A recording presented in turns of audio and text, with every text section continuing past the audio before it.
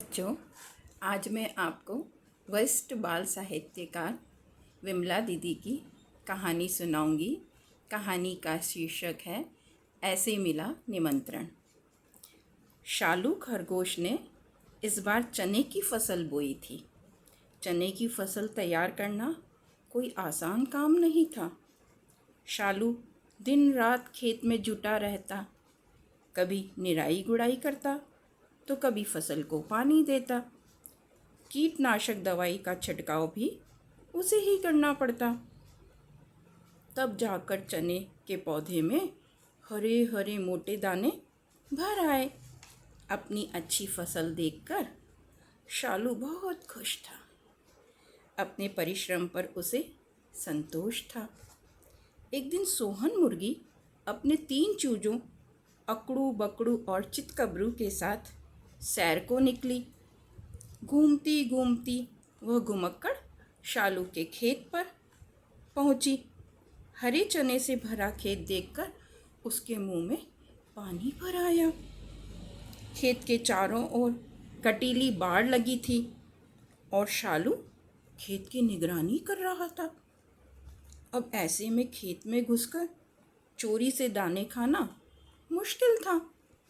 वो चूजों सहित शालू के पास पहुंची और अपनी आवाज़ में मिश्री घोलकर शालू से कहने लगी, शालू भाई, थोड़े से हरे चने मुझे और मेरे बच्चों को खाने दो।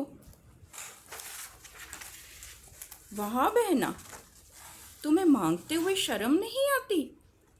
शालू सोहन के निठल्लेपन और चुराकर खाने की आदत को खूब जानता था। वह आगे बोला, अरे जब तुम खुद इतनी हट्टी कट्टी हो तो मेहनत क्यों नहीं करती? खुद ही चने क्यों नहीं उगा लेती? देखो, मैंने भी अपने खेतों में मेहनत की।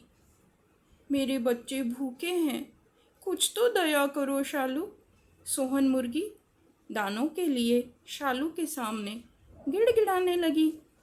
देखो, मैंने भी अपने खेतों में मेहनत की, जिसका परिणाम तुम देख रही हो। किसी से मांगकर खाना कोई अच्छी बात नहीं है। तुम्हारे 3 बच्चे हैं, कब तक मांगकर उनका और अपना पेट भरोगी? बच्चों को भी मेहनत करना सिखाओ, वरना इन्हें भी निठल्ले रहने की आदत हो जाएगी। कहकर शालू आगे बढ़ गया। सोहन मुर्गी को शालू की फटकार बहुत बुरी लगी। बच्चों के सामने बेइज्जती हुई सो अलग। वह चुपचाप घर की ओर चल पड़ी। उसके पीछे पीछे अकड़ू बकड़ू और चितकबरू भी थे। घर पहुंचकर अकड़ू बकड़ू ने पूछा, माँ, शालू खरगोश जैसा खेत हमारे क्यों नहीं है?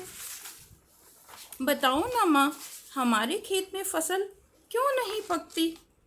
शालू के हरे चने कितने स्वादिष्ट होंगे माँ। चितकबरू चूजा बोला, हाँ बेटा, ऐसे ताजे चने देखकर ही तो मेरे मुंह में पानी भर आया था। मुझे क्या पता कि शालू के हाथों बेइज्जत होना पड़ेगा। माँ, भूख लगी है, चितकबरू बोला। परंतु सोहन मुर्गी क्या करती? अंधेरा हो चुका था, घर में खाने को था ही क्या। बच्चों को भूखा ही सोना पड़ा। यह देख सोहन मुर्गी ने मन ही मन संकल्प किया कि वह आत्मनिर्भर बनेगी और बच्चों को भी बनाएगी। परिश्रम करेगी, वह बच्चों को भी परिश्रम करना सिखाएगी, ताकि भविष्य में उसे व बच्चों को दूसरों के सामने हाथ न फैलाना पड़े। सुबह तड़के ही माँ मुर्गी उठ गई और बाग देकर उसने बच्चों को भी उठाया और कहने लगी, आज से हम सब मिलकर खेत खोदेंगे। माँ की बात सुन चूजे खुश हो गए। अपनी फसल होगी? अरे तब तो हम खूब खाएंगे। अकड़ू ने पूछा, हाँ बेटा, फिर हमें कभी भूखा नहीं सोना पड़ेगा। चितकबरू ने पूछा। हाँ बेटा, फिर शालू खरगोश से हमें कभी मांगना भी नहीं पड़ेगा, बकरू ने माँ से पूछा। हाँ बेटा, जब हाथ पांव चलते हो तो मेहनत से मुंह मोड़कर सीधा खाना गलत है, कहती हुई सोहन मुर्गी ने कुदाली उठाई। दिन भर कड़ी मेहनत करके उसने पूरा खेत खोद डाला। अकड़ू बकड़ू चूजों ने खेत में से कंकर पत्थर बीने। चितकबरू बीज लेने बाजार गया। कुछ ही दिनों में तीनों चूजे और माँ मुर्गी की मेहनत से बीज का पहला अंकुर फूटा। उसे देख खुशी के मारे चूजे नाचने लगे। तभी उन्हें माँ मुर्गी ने समझाया, अभी तो हमें बहुत मेहनत करनी है। धीरे धीरे पौधे बड़े हुए, उनमें नीले और बैंगनी फूल आने लगे। हवा से खेत लहलहाने लगा। कुछ समय बाद पौधे में दाने बढ़ने लगे, फसल पकने लगी। एक दिन शालू खरगोश उधर से निकला। इतनी अच्छी फसल देखकर वह रुक गया और सोचने लगा, इतनी अच्छी फसल किसकी हो सकती है?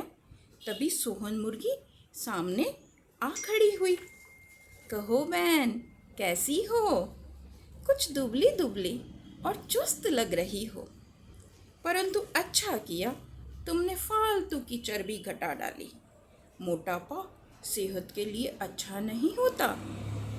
सोहन मुर्गी एक पल के लिए ठिठक गई। क्या कर रही हो आजकल? कुछ काम वाम भी करती हो या नहीं? शालू का बोलना जारी था। क्या तुम बता सकती हो बहन, ये फसल किसकी है?